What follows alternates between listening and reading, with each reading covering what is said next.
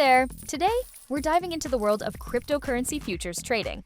So, what exactly is it? Well, futures trading is a way to buy or sell a cryptocurrency at a predetermined price at a specific date in the future. Think of it like making a bet on where the price of a cryptocurrency will be down the line. Instead of owning the actual coins, you're essentially agreeing to trade them later. This can be a great way to profit if you believe the price will go up or down. For example, if you think Bitcoin is going to rise, you can buy a futures contract now and sell it later at a higher price. But here's the catch: it's risky. Prices can be volatile, and you could end up losing money if things don't go as planned. That's why it's super important to do your research and understand the market before diving in.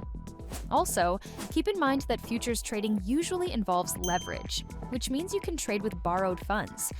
BTCC offers 1 to 250 times leverage, and you can choose it according to your risk tolerance level. This can amplify your gains, but it can also increase your losses, so tread carefully. In a nutshell, cryptocurrency futures trading is all about predicting price movements and making strategic trades. Happy trading, and remember to stay informed.